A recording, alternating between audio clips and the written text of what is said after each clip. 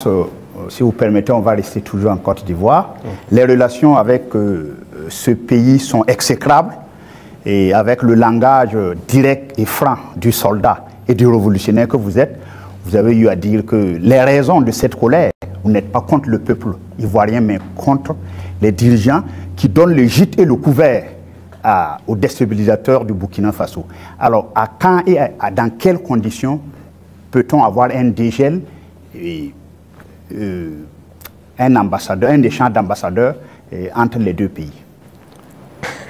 Ça dépend de... De toute façon, ce n'est pas nous qui avons commencé cette situation. Moi, je me souviens au tout début, même le jour du 30 septembre, est-ce que l'une des premières personnes qui m'a appelé, ce n'était pas le président Alassane Ouattara. Et après, son petit frère est venu par 2 fois nous voir et tout ça. C'est vrai, on peut dire que les relations étaient bonnes, mais il a voulu qu'on suive une certaine direction. Mais comme vous avez dit, en tant que révolutionnaire, nous savons que nous ne sommes pas là pour ça. Nous étions là pour la révolution. Et la révolution, c'est une rupture. On ne peut pas suivre une certaine politique. Et donc, petit à petit, les relations ont commencé à ne pas aller. Et comme vous l'avez constaté, tous ceux qui ont voulu peut-être certains privilèges, quoi que ce soit, n'ont pas eu, se sont mis à se mettre contre nous, se sont déployés là-bas, sont entretenus, sécurisés et tout. On sait de quoi on parle, parce qu'ils savent aussi de quoi on parle, pour agir contre nous. Il n'y a pas quelqu'un qui a quitté la Côte d'Ivoire et qui était venu ici en son temps. Nous avons observé ça pendant près de 2 ans. On les a parlé plusieurs fois. Ils nous ont dit non, il faut qu'on passe par les règles de l'art, il faut que la justice émette des mandats et tout ça. On a fait tout. Ils ne répondent pas. Monsieur le Président, ça marche pas. J'embraye avec la question de mon confrère pour rester sur la Côte d'Ivoire. Comme vous le savez très bien, la Côte d'Ivoire a une élection présidentielle cette année, dans quelques mois. Est-ce que c'est quelque chose qui vous intéresse? Ça nous intéresse d'autant plus qu'on a beaucoup de compatriotes en Côte d'Ivoire quand même. Et on craint qu'il y ait des violences. Et ça, ce n'est pas forcément la bienvenue. Parce que nous avons vécu malheureusement les années passées aux violences en Côte d'Ivoire avec les opérations Bahiri. Tout le monde a subi ça au Burkina. Aujourd'hui, vraiment, nous ne souhaitons pas qu'il y ait des violences. Tout à l'heure, vous avez semblé dire quelque chose. Je voudrais que vous précisez, parce que c'est un peu très sensible selon moi.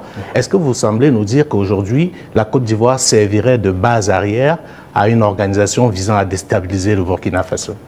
Ça, même plus que ça. Base arrière à une organisation servant à déstabiliser le Burkina. Ils sont là-bas. Les ennemis du Burkina sont clairement là-bas, affichés, protégés. Ils sont payés, ils sont protégés, ils sont bien logés. En plus de ça, il y a la question du terrorisme. Mais non, le pouvoir flotte avec les terroristes. Il ne faut pas se mentir. Attendez, croyez-vous vraiment que peut-être l'armée ivoirienne est tellement surpuissante que quand les terroristes les voient seulement, ben écoutez, cela, il ne faut même pas les toucher, quoi que ce soit? Vous croyez à ça? Ils sont tellement plus puissants que les 3 armées de l'AES? C'est faux. Il y a un pacte de non-agression. Et quand il y a un pacte de non-agression, vous devenez une base arrière. Et tout ça, ça m'inquiète justement. Si ce pays, il y a des crises, le pays sera attaqué par les terroristes. Parce que s'il ne gagne plus ce qu'il gagne, le pays sera attaqué et ce pays va sombrer. C'est un danger. C'est pourquoi j'ai passé le temps à dire au chef d'État, on ne pactise pas avec les terroristes.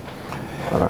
Alors, Monsieur le Président, qu'est-ce que vous répondez à ceux qui disent, bon, la géopolitique quand même avec la Côte d'Ivoire, ce pays voisin, qui abrite la plus grande diaspora burkinabé, alors que, bon, vos contempteurs vous accusent de pratiquer la diplomatie du muscle avec ce pays, au détriment justement de nos Paweto qui sont là-bas. Qu'est-ce que vous leur répondez? Écoutez, qui le dit? Nous sommes burkinabés, c'est ce que nous savons. Et nous avons décidé de faire une révolution, on va la faire. Maintenant, celui qui embarque dedans embarque. Nous ne pouvons pas être dans une révolution et vouloir faire un autre modèle de diplomatie. Je vous ai dit la diplomatie mensongère et tout ce qu'il y a. On n'est pas prêt à être dans ce sillon-là. S'il y a quelque chose qui ne va pas, qu'on ait le courage de vous dire ça ne va pas. Il ne faut pas faire de l'hypocrisie. Généralement, les gens devant les micros et tout ça, non, tout va bien, si c'est ça, on est en train de... C'est faux, ça ne va pas bien. Il faut avoir le courage de le dire, il faut qu'on s'asseye, qu'on parle et qu'on se dise la vérité. Mais si les gens ne veulent pas ça, parce que juste dans leur tête, bon, il faut que ces gars-là quittent, parce qu'on ne veut pas de révolution en Afrique de l'Ouest. Ça ne va pas marcher. Donc, chacun se prépare à assumer les conséquences voilà, de la situation. Alors, pour sortir de la Côte d'Ivoire, Monsieur le Président, on reste quand même au niveau de l'AES. Vous avez certainement suivi le dernier sondage fait par nos confrères de Jeune Afrique. et avec des résultats qui peuvent sembler étonnants. Les populations des pays francophones sont tous favorables à l'AES. Je dirais, même la Côte d'Ivoire, à 66%, apprécie ce qui se fait au niveau de l'AES. Alors, comment est-ce que vous recevez ce message? Ah bon? Je n'ai même pas pu suivre ça, parce que moi, je ne suis plus ce média. Hein. Alors, c'était un sondage qu'ils ont commandé. Peut-être qu'ils ne s'attendaient pas à ce résultat, mais le résultat est tel. Ils ont été au Cameroun, ils ont été au Sénégal, ils ont été au Bénin, ils ont été en Côte d'Ivoire. Et là-bas, les populations sont tous favorables à l'AES et apprécient dans leur grande majorité ce qui se fait au niveau de l'AES. C'est logique, je dirais. Les populations ouest-africaines sont la plupart du temps liées. C'est la même famille. C'est le colon qui nous a divisés. Et quand les gens voient qu'on essaie de s'unir, ça ne fait qu'inspirer, ça ne peut faire que plaisir. Donc moi, ça ne m'étonne pas que ces populations apprécient. Et ce qui m'étonne, c'est le fait qu'ils aient publié. Pourquoi ils ont publié ça? Ça donne une réflexion. Quand vous commandez une enquête, c'est connu. Après, vous êtes obligé de publier les résultats. Bon, peut-être ça. Voilà. Mais il faut faire attention à ces gens parce que... Je suis totalement d'accord avec vous. Voilà, ils sont pas assurés. Sinon, je suis d'accord. C'est normal, c'est logique. Avec la permission de Dieudonné, je voudrais vous poser une question concernant justement votre relation avec une autre organisation. Qu'est-ce que vous faites encore dans l'Union africaine? Ah, bonne question. Alors, je dirais que notre situation dans l'Union africaine est tellement passive qu'on ne sait pas si on est dans l'Union ou si on n'est pas dans l'Union. On nous a suspendus depuis, personne ne nous parle, c'est vraiment un silence radio. Donc alors, moi je ne sais pas si je suis dans l'Union ou pas.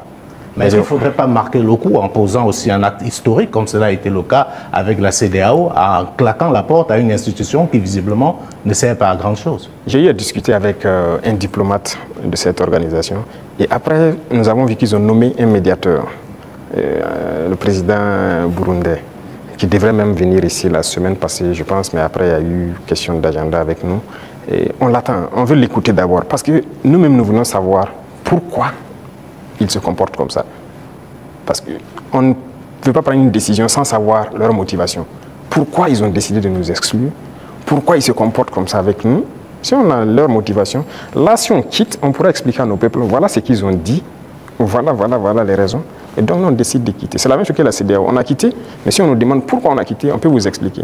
Mais aujourd'hui, si on quitte l'Union et qu'on nous demande, nous-mêmes, nous ne savons pas pourquoi ils nous ont suspendus. Pourquoi ils se comportent comme ça. Certes, ils ont dit qu'on est anticonstitutionnel, mais au jour d'aujourd'hui, je pense que... Monsieur le Président, vous pouvez aussi quitter parce que vous estimez que c'est une organisation qui travaille contre les intérêts de l'Afrique. Je ne pense pas que l'Union africaine peut être dans une posture révolutionnaire comme celle que vous menez. Non. Par respect pour certaines personnes, voilà pourquoi j'ai dit j'attends que le médiateur qui a été nommé, qui a déjà envoyé son émissaire, prenne contact avec nous. Nous l'attendons.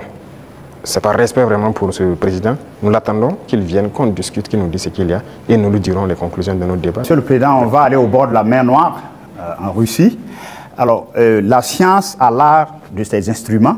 Vous avez fait des études scientifiques. Alors, lors d'un séjour à Moscou, vous avez demandé au patron du Kremlin de nous apprendre à pêcher le poisson au lieu de nous donner le poisson, le transfert de technologies. Alors ça, je pense qu'aujourd'hui, c'est vrai, tout le monde est d'accord que le biberonnage là, extérieur ne peut plus continuer. Alors où en est-on aujourd'hui avec justement ce transfert de technologie? Parce que vous avez parlé tout de suite avec des confrères qu'on va un jour fabriquer même nos armes ici. Alors où en est-on actuellement avec ce transfert de technologie? Alors je pense qu'ils ont bien entendu le message. Je l'ai clamé en 2023 pendant le sommet de Saint-Pétersbourg. On nous a donné du blé, il ne faut pas qu'on aille encore demander du blé, il faut cultiver. Si on nous donne du poisson, il faut qu'on apprenne à pêcher. Et je pense que les initiatives qu'on est en train de développer, nous avons demandé donc à la Russie d'offrir un certain nombre de bourses d'études à des étudiants burkinabés pour qu'ils aillent apprendre la science. Ils ont accepté. Donc il y a déjà des gens qui sont partis dans certains domaines pointus. Si vous regardez la création de l'agence atomique, on a déjà des étudiants qu'on a envoyés depuis l'année dernière qui sont en formation sur le domaine atomique, qui est une technologie poussée. Et on va continuer d'en envoyer chaque année. Donc il y a plusieurs autres domaines où nous avons demandé des formations. Ce n'est pas la Russie seulement. Même à la Chine, on a demandé des formations particulières et envoyé des étudiants. En Iran aussi, pareil, on est en train de taper en tout cas tous ceux qui ont pu développer des technologies pour envoyer des étudiants formés. Alors géopolitiquement, bon, le capitaine président Ibrahim Traoré aujourd'hui a mis le Burkina sur orbite comme à l'époque un Sanka. Qu'est-ce que ça vous fait aujourd'hui? Bon, un pays comme le Burkina, bon, certains disent un petit capitaine. Qu'est-ce que ça vous fait géopolitiquement aujourd'hui d'être au pinacle? Écoutez, est-ce que vous avez toujours la tête sur les épaules? On a forcément la tête sur les épaules. C'est une charge. De voir, c'est une mission globale qui nous a été confiée. de voir que tout le monde entier s'intéresse au Burkina, je ne dirais pas une pression, mais c'est une charge, et c'est une responsabilité. Et on doit de l'assumer avec toute la concentration nécessaire. On n'a pas le droit de faillir. Qu'on le veuille ou pas, nous allons aller dans le sens des peuples, parce que c'est eux qui ont fait valoir cela. Donc, on l'a vu, le Burkina est vraiment en orbite, comme vous le dites, et nous travaillons à maintenir le Burkina dans cette posture, à être le pays des hommes intègres, à être le pays modèle, à être le pays qui va quitter cette situation de sous-développement, être dans quelques années un pays très développé, faire un miracle, parce que c'est ce à quoi les gens aspirent, et aussi pouvoir donner notre part de voix et de tout ce qu'il y a, voilà, pour le bonheur du monde, si je peux dire. Depuis que vous êtes chef d'État, vous voyagez très peu. Oui. Le seul pays en Afrique où vous êtes allé, c'est probablement la Russie, si je ne m'abuse. Et on a vu vos homologues africains aux États-Unis, avec une sorte de photo de classe, avec le président Trump. Et je vous donne un commentaire d'un ami à moi qui me disait « Le capitaine Traoré n'aurait jamais accepté ça ». Est-ce que c'est vrai? Écoutez, moi je voyage peu, comme vous l'avez dit. Et je suis parti en Russie 2 fois, mais pour des objectifs bien précis. Il se peut que j'aille vers d'autres partenaires pour des objectifs bien précis. À part ça, je ne compte pas aller faire le tour du monde comme les autres le font. Parce que pour moi, il faut rester concentré, travailler pour son pays. Le président Trump lui-même, il a dit America First. C'est l'Amérique d'abord, il travaille pour les intérêts des Américains. Et donc moi, je travaille pour les intérêts des Burkinabés. Si je n'ai pas d'intérêt là-bas, qu'est-ce que je vais aller faire? Alors, l'un des